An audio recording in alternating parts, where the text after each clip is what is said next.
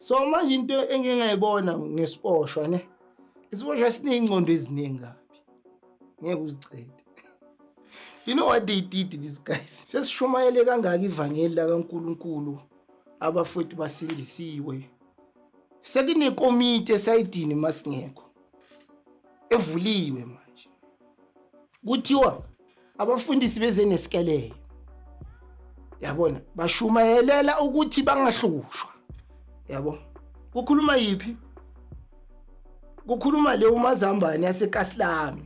Iye kade yenza lento, yenza le khonkasi esaziyo ukuthi singabafundisi ngaphandle.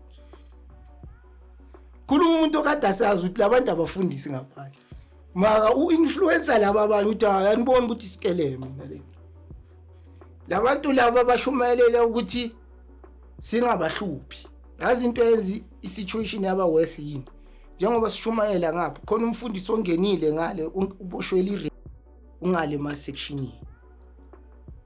Zithi lezi yendoda yini into enenza ukuthi nina nibe ngcono nabanye abafundisi ababoshiwe abala phela kusina abafundisi kuphela kukhona omunye umfundisi oboshiwe ngaloboshwele and if mangabe nina ningabafundisi nifunani ejele ayizwa leyo nto labantu sebayasibopha manje yabo sekungathi court case ngithi no yini nenifuna ukuyibona ukuthi thina singabafundisi zithi lezi ibosho zithi sifuna ukuthi masiyothetha amacala njalo singabuyi then if asibuyi sizobona ukuthi lento nisinike yona kusisikele. So beze kithi ikomiti zekithi le yalapha ekhoneni yabo Stina nabo Mazambane bathi amadoda kusasa aye court yabo sizocela ukuthi ke niprove ke bufundisi benu nibabeka izandla bangabuyi yangithola man, we had to pray the whole night that day. We had to prove ukuthi there's God. We had to prove ukuthi lento esizelela kusamanga.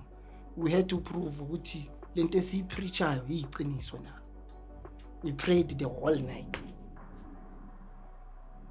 Sathandaza ubusuku bonke ekseni lamadoda angisho ukuthi babe sebavulele le giant door yabo sebayivulile laba bazoya ecourt sebamile la miya ebafundisi esiyavaya mfundisi sibeke isandla antwana asikakababeki babasitshela sesibe emnyango ke manje siyathandaza bandlula la siyathandaza sibabeka izandla siyathandaza atalike mfundisi izwa ke awuthami uMazambane bangabuyi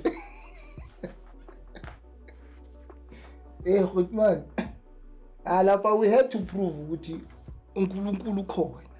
Yazi in my what was going on my mind was like I said to myself, God, because you have put me here, I believe what you have put me here for a reason.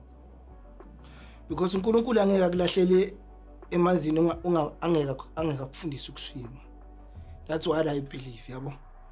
And uNkulunkulu will never put you into a problem angeke akukhiphe kuyo. And uNkulunkulu makakufaka enkingeni angithola unawe kuyo. Kahle akakufaka enkingeni undlula nawe inkingeni. So we lay hands sadla sabeka izandla mabahamba labantu baya ecourt mina nomngane wami sasala sithandaza man, we prayed almost the whole day. Pray ukuthi labantu bangabuyi we intercede man, bavaya half of them babuyi and mayibuya nishibuya nabanye abangenayo abasha bathi le half ebuyile I think kwabuya 5 bathi thina siyakholwa ukuthi uNkulunkulu wenu uyaphila